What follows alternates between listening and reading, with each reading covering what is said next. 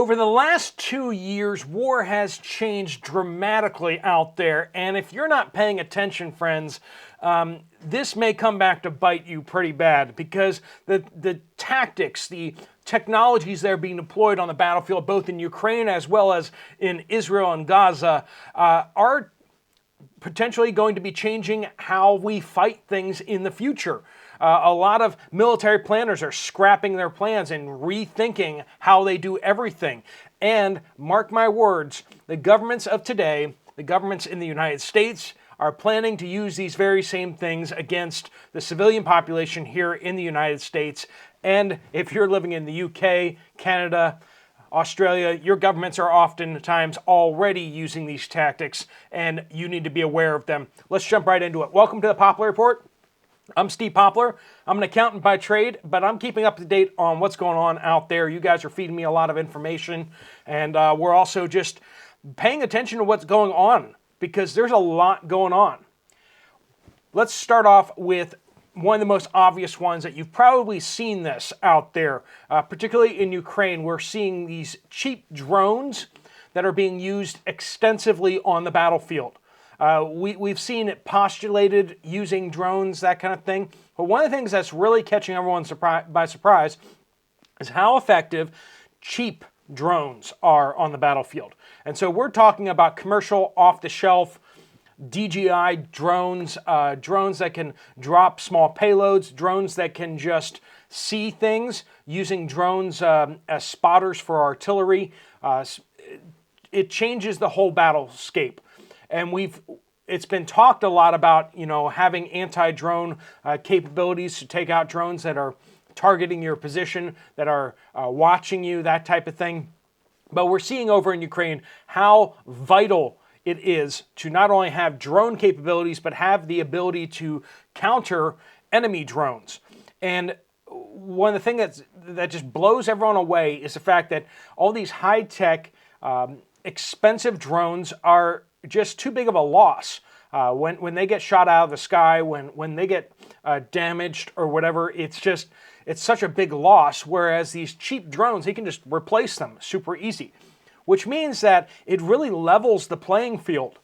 And that's the thing that kind of scares a lot of people out there, is that civilians can go and buy these drones for relatively cheap. When you talk about how much it costs to buy a boomstick, and then you're like, well, you can get like 3 or 4 drones, 3 or 4 good, relatively small drones that can have a lot of capabilities. And that's kind of blowing the minds of,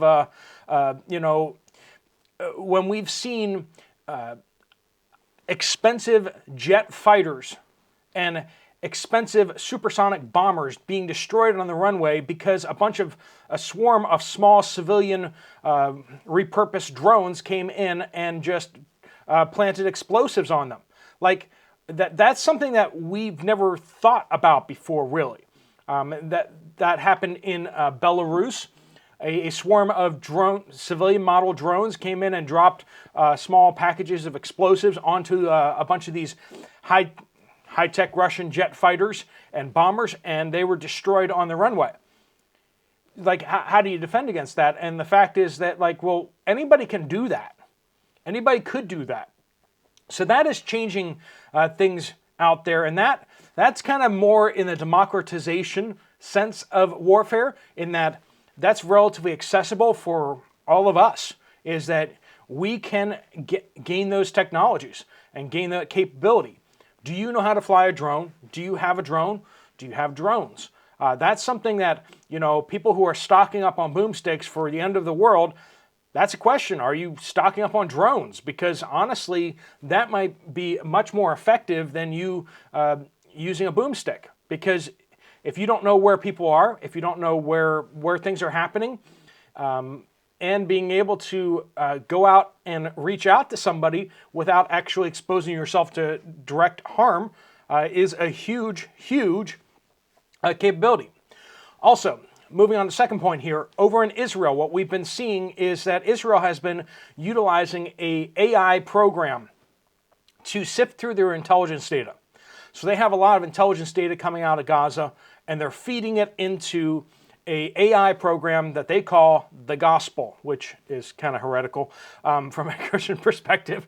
Like, that's just really horrific, the naming of it, right? But when you realize what's happening here is that back when Israel was trying to hand select targets, trying to find Hamas agents and people to attack in Gaza and such, they were able to develop 50 reliable leads for targets a year. That's how long it took them to develop them. But now the gospel, the AI program in Israel, is kicking out 100 targets a day. And apparently, recently, they've been approving 50 of them per day. And now, there is human oversight over this. It is suggesting targets, and then humans are going back over and like, is this a legitimate target?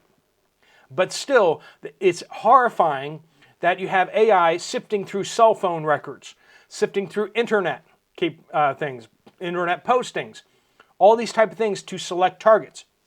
What happens if in the United States, a government agency who has been collecting all the information, all of your cell phone records, all your Google searches, all of your comments on internet, everything you've been doing on the internet and on your cell phone has been being scooped up by the NSA and is being loaded onto servers.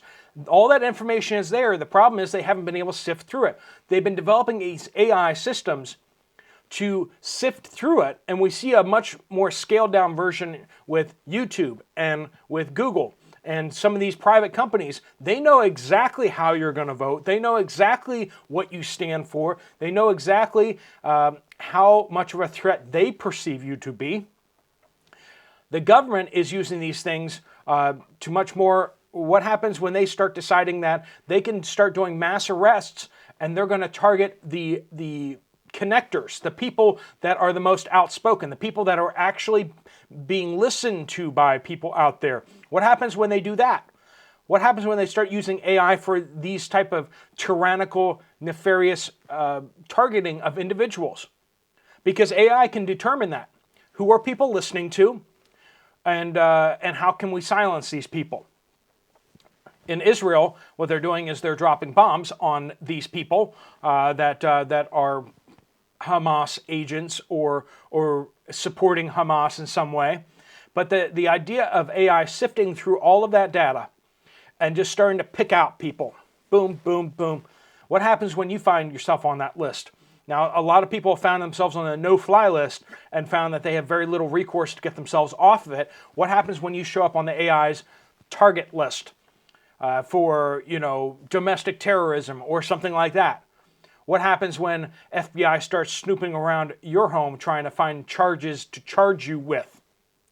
Once they've decided that you're a threat or a target, then they can try to find some reason to arrest you or find reasons to charge you. And that's exactly the opposite of how our constitutional system is supposed to work, where they're supposed to find a crime that has been committed, and then they're supposed to find out who did it. And then once they figure out who they think did it, then they investigate that person for that crime. It's upside down world where we're now seeing this idea of this person's a problem, let's investigate them until we find a crime. That was what the communists in Russia did. That's what the communists in other places have done. And it is absolutely horrific because you can always charge somebody with something. But the thing is that there's so many laws out there that it's impossible for people to really follow all of the laws. And that's why they like passing all these laws, is so that when they find a target, they can find a way to destroy them. Also, number 3 here, we're seeing the essentialness of narrative and story. We see the Hamas is out there trying to build their narrative. They're trying to build their story. And we have Israel out there trying to build their narrative and build their story. And we're seeing what Israel has done recently and over the last number of days. Internet traffic from Gaza has dropped almost zero. They've been almost completely cut off from the internet. And this is concerning, because what happens if your government does this to you? If they cut off all your ability to access the internet, to communicate with other people, you have been all but digitally taken out. And that's what they're trying to do with this whole, when they start talking about, well, everyone needs to have a digital ID in order to log into the internet. Part of the reason why they want to do that is so that they can decide that your internet privileges should be revoked, and they've now made it impossible for you to touch the internet because they've revoked your credentials.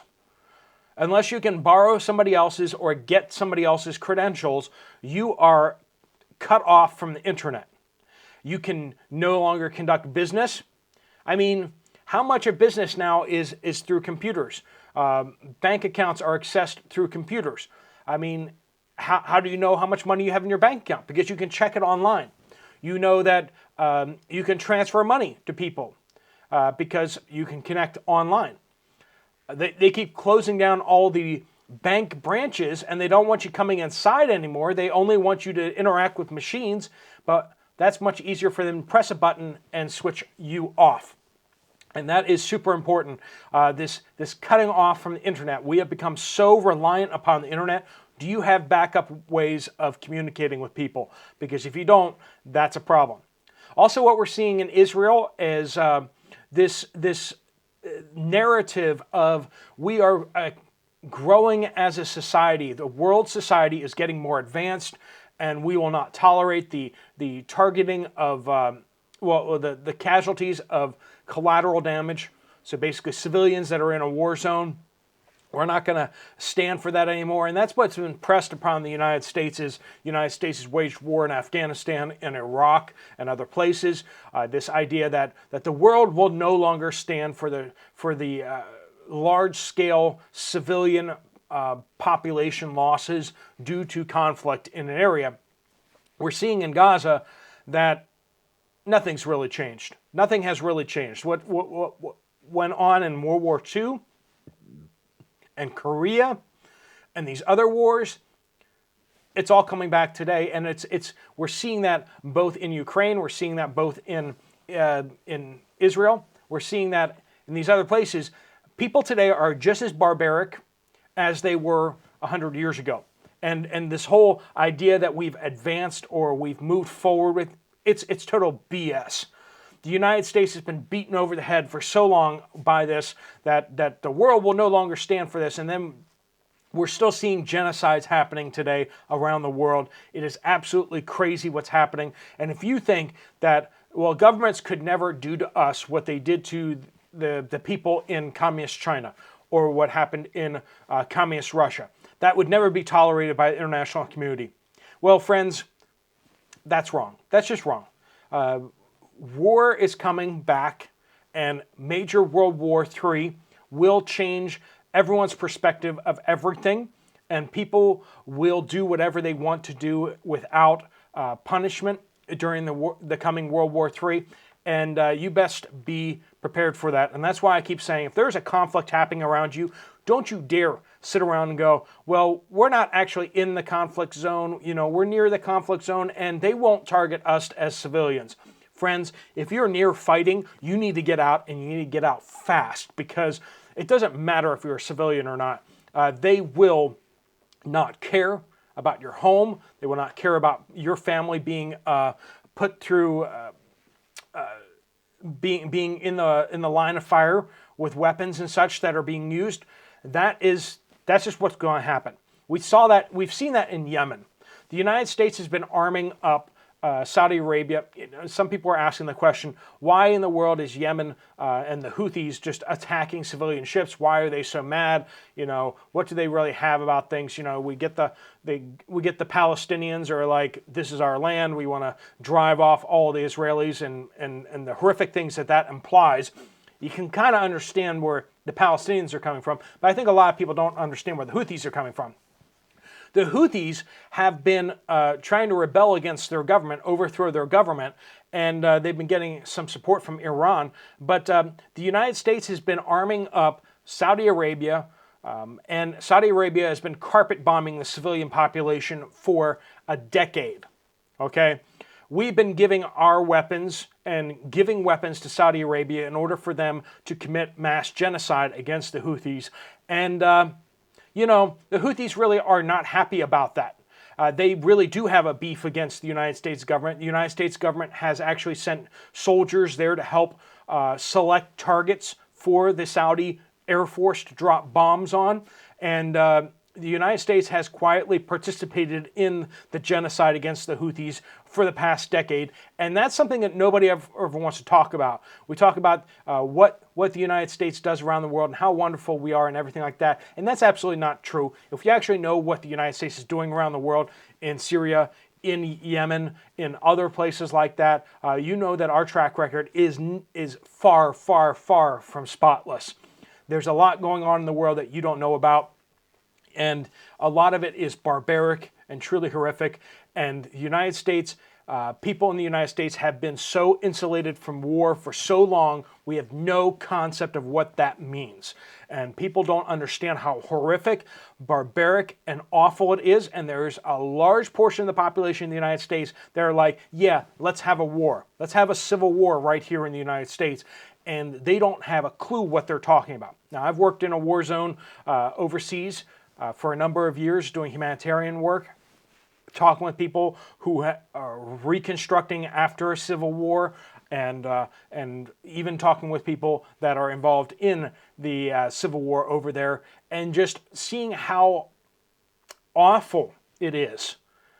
And that's where I'm coming from with this for you, is that for most people that are in my listening audience, you have not been near war. For those of you who are veterans, who have been near war or have been in war, I think you understand exactly what I'm saying, is that people don't realize how horrific it is, and the talk of it coming to the United States or coming to the country that you live in is not something that should be talked about lightly. It should not be talked about easily. And if you are not scared to death of that, if you're not freaked out by that, and actually actively taking steps to insulate yourself from that as possible, you don't have any conception of what that means at all either. All right, friends, that's just kind of some of the thoughts that we're seeing bounced around the internet about what's going on, how war is changing out there, and how next generation warfare inside the United States or World War III will be conducted and how it may impact you. All right, friends, if you have some thoughts, please do pop them down in the comments down below. Thanks so much for watching. If you want to check out another video from this channel, there's one right up here. I'll see you over there, or I'll see you later. Steve Poplar of the Poplar Report, out.